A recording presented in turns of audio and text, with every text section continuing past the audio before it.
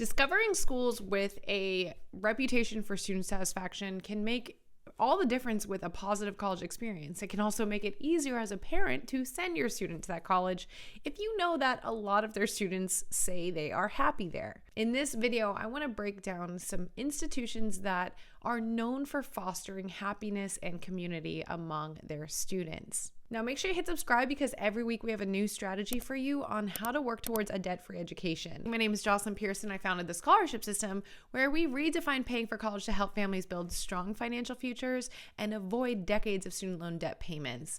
So this is our bread and butter, is figuring out how to get through college without taking out student loans. Now, this topic might seem unrelated, like what does a happiness factor have to do with avoiding student loan debt? However, it actually is related because by keeping our students happy, by getting them in the right place, by giving them resources that can increase their chances of success, we can reduce the chances of, one, them dropping out, which would just be a waste of money of whatever expenses they accumulate before they do so, or two, transferring.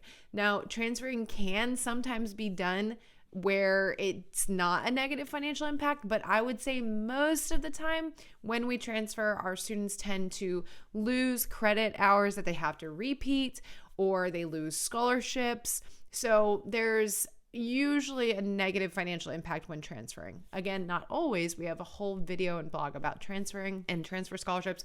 But that said, we want to try to avoid it. We want to get in the right place, get in, get out, and be done, right? So that said, happiness is an important factor. So in this video, I will share a list of schools and how they help your student be happy.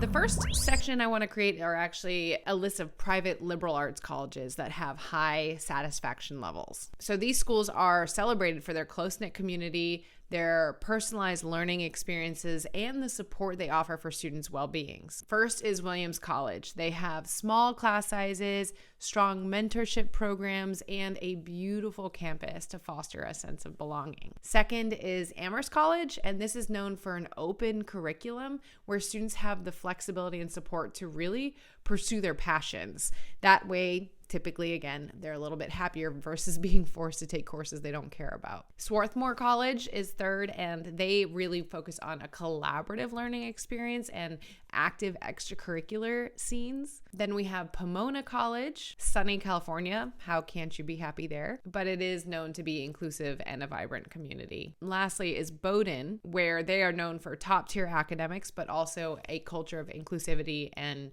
mutual respect. That's something that they really stress. Now, this next category is more focused on not necessarily liberal arts, but more around first-year experiences. So schools that really put a lot of time and effort into making sure the students are well acclimated, because we know the better that they adjust at the beginning, the more likely they are to stay and to succeed. Now, I'm actually proud of the first one of this list. This is my alma mater, University of South Carolina, where they pioneered really orientation programs.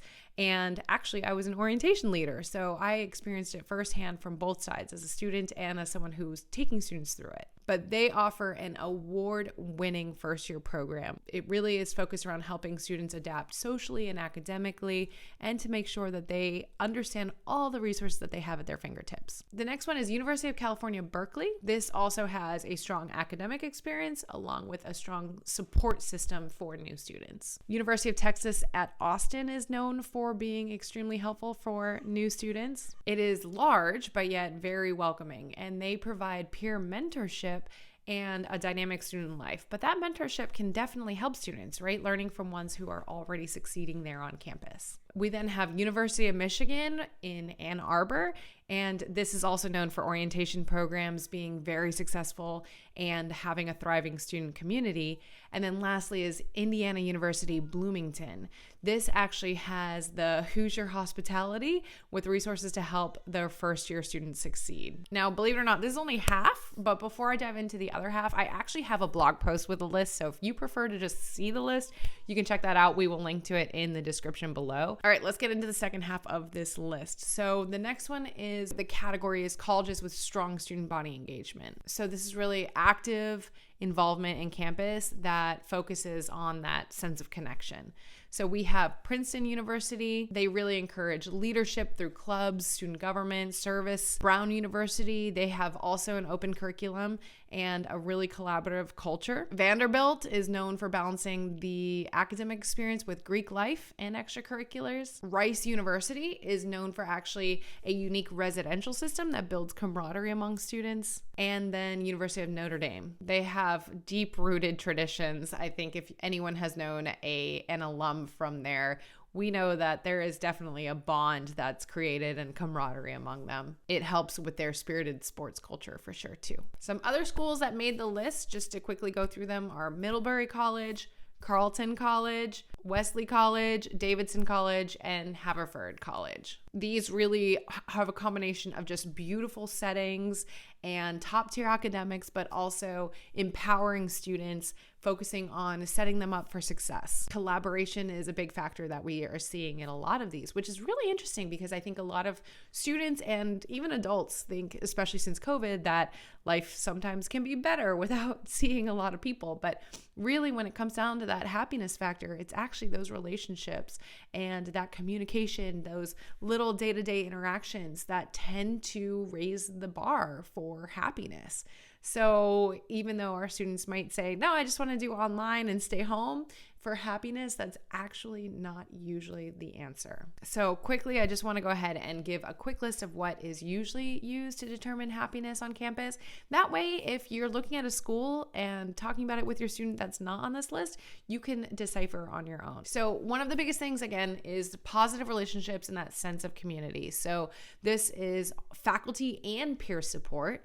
So having access to professors and having friendly student bodies that really foster belonging, that seems to align with happiness. Also that inclusive campus culture, ones that celebrate diversity, they have safe spaces around well-being. They really care about their student body. The next factor is academic support and resources. Of course, if students are struggling academically, the chances of them being happy are not very high. So comprehensive academic offerings, making sure they have programs for students' interests. And then of course, mental health resources, this access to counseling centers and stress management resources, that is very critical. We've seen that, especially again, since COVID, the mental health awareness and needs of students is there. So making sure that a university has resources for that is really critical. The next category is extracurricular activities. So clubs and organizations. Again, University of South Carolina ranked high on this list, and one of their strengths is the amount of organizations. A student, I always said, any student can find something that they want to do there to make a big college feel small. But active participation in hobbies, sports, volunteer opportunities,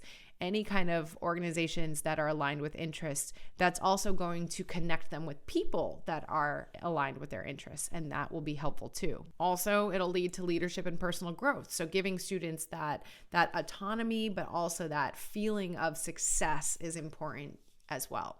So giving them opportunities to really grow and shine and be proud of what they've done will increase their happiness. So in the scholarship system, we have a sister program called Debt Free Degree Lab, where we talk about a lot of different topics beyond just scholarships, because it all comes together to that free ride. And one of them is finding a college fit. So of course we talk about finding a financial fit, but then we have to find a personal fit. And so that is where this list is so important, and that happiness factor. But some of the other things that we talk about is, campus environment, the culture that a student wants, the size that a student wants, the services and resources that they offer. Of course, things like weather, location, proximity to your family. And then again, of course, financial fit. If it is a financial strain on a student and parents, it will just be extremely stressful and not really enjoyable. And so that leads me to my last point, is the importance of getting scholarships to increase happiness as well. I have a free webinar. You go to thescholarshipsystem.com/free webinar to register. It's 1 hour long. I suggest you both attending together, you and your student, but we cover how to get scholarships outside of the university. And the being able to pay for college or having a refund check like I did can really make it less stressful and more enjoyable. affordable, right? Rather than them trying to scramble together dollars every single semester. So check out that free webinar. You'll find the link in the description as well, or you can go to thescholarshipsystem.com/free webinar, or you can click here to attend that. So comment below if you can, what schools did you find and how were they ranking on happiness? Were they on this list, or did it seem to you and your student like the culture was positive and the people were happy? Maybe there's some colleges that we are unaware of that other families might love. All right, that said, again, make sure you're exploring your students' interests, the schools that they're considering. Make sure you're exploring the happiness factor, the resources that I mentioned, all of these different categories. Look at what they have for students to ensure their happiness, because in the end, that does increase the chances of them graduating, does increase their chances of success, and does decrease the chances of having to take out student loans. Don't forget to hit subscribe. I have more videos coming your way every single week. I'll see you there.